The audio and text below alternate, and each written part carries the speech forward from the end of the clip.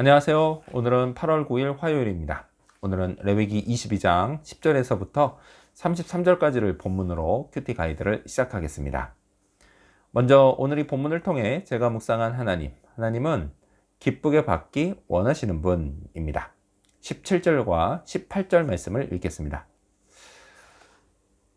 여호와께서 모세에게 말씀하여 이르시되 아론과 그의 아들들과 이스라엘 온 족속에게 말하여 이르라. 이스라엘 자손이나 그 중에 거류하는 자가 서원 제물이나 자원 제물로 번제와 더불어 여호와께 예물로 드리려거든. 아멘. 하나님은 모세를 통해 아론과 그의 아들들, 즉 모든 제사장들과 그리고 또 모든 백성들에게 말씀하십니다. 그 내용은요, 하나님이 받기 원하시는 예물은 과연 어떤 것인가 였습니다. 자, 이에 관해서요, 오늘 본문에 7번에 걸쳐 나오는 말이 있습니다. 바로 기쁘게 받으심입니다. 자, 하나님이 받기 원하시는 예물은요, 하나님이 기쁘게 받으실 만한 예물이어야 했습니다. 그것이 소가 됐든 양이 됐든 염소가 됐든 아니면 또 다른 그 무엇이 됐든 중요한 건 하나님이 기쁘게 받으실만 했어야 했다라는 것입니다. 자, 하나님은요, 많이 받은다고 기뻐하시지는 않습니다. 하나님은 정성이 담긴 것을 기뻐하십니다. 즉 정성이 관건입니다. 사실요, 세상에 그 무엇을 갖다 바친들 그것이 하나님을 감동시킬 수는 없습니다. 왜냐? 그것은 이미 하나님의 소유이기 때문입니다. 근데 이런 건 인간도 마찬가지죠. 내가 내 것을 받는데 감동할 사람이 누가 있을까요? 없습니다. 특히요, 부부 사이에는 더욱 그렇지 않을까요? 남편 돈이 곧 내 돈인데 그 돈으로 무엇을 사온들 아내가 그 물건 때문에 감동할 일은 별로 없습니다. 하지만요, 그것에 정성이 담기면 그때는 얘기가 달라집니다. 제가 아는 한 여인은요, 꽃다발 하나만으로도 감동을 받습니다.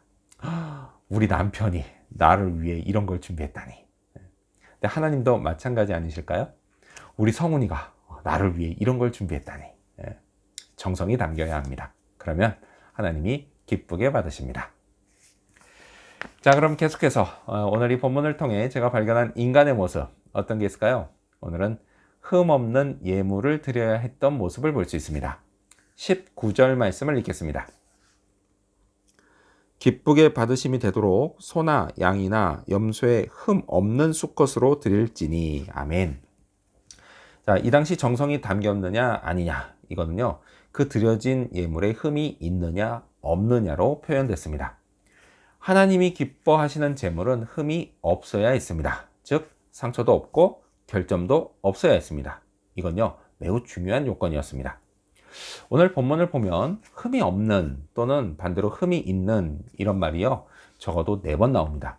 또요, 이런 언급이 직접 나오지는 않아도 제물에 관한 말씀에서 이런 내용이 자주 나옵니다. 그만큼 이건요, 매우 중요했습니다. 자, 그런데 생각해 보면요, 당시에는 이런 제물을 찾아서 드리는 게 생각보다 훨씬 힘들고 어려운 일이었을 겁니다. 그 유통혁명이 이루어진 오늘날이야 필요한 게 있으면 마트 가서 사면 되고, 또 품질 관리가 워낙에 잘 돼서 흠없는 걸 고르는 게 그리 힘들고 어려운 일은 아닙니다.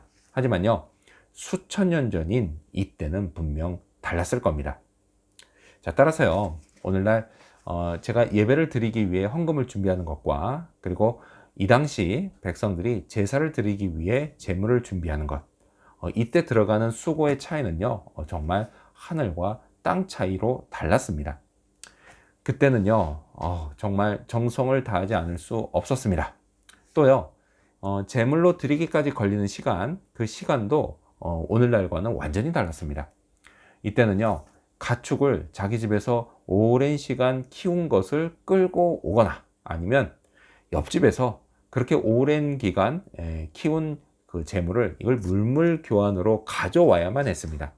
그래서 이런 것 저런 것 다 고려하면요, 진짜 성막에 갖다 바치기 전에 진이 다 빠졌을 겁니다. 그러니 오늘날 온라인이나 현금으로 드리는 방식은 정말 손쉬운 방법입니다. 자, 그렇다면 끝으로 오늘 이 본문을 통해 나에게 주신 교훈이 뭘까요? 그건 정성을 다해 예물을 드리자입니다. 이렇게 드리는 방법이 손쉽다 보니까요. 자칫 그 속에 정성이 빠지지 않을까 늘 주의해야겠습니다. 밥 짓는 게 뭐 여러모로 번거로웠던 지난날에는요. 그 쌀밥 한 공기의 소중함 잘 알고 있었습니다. 하지만요. 손쉽게 버튼만 누르면 밥이 되는 요즘은요. 그 소중함을 잠시 잊을 때가 많습니다.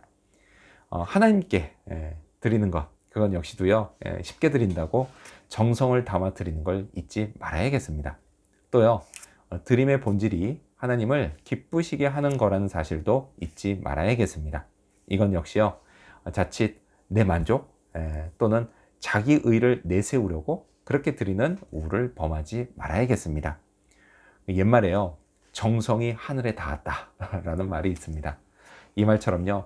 하나님께 정성을 다해 드리면 결국 그것은요. 제게 유익이 되어서 돌아옵니다. 물론요. 이 역시도 이것 때문에 드리는 건 아닙니다. 그 찬양의 가사 중에 그런 게 있어요.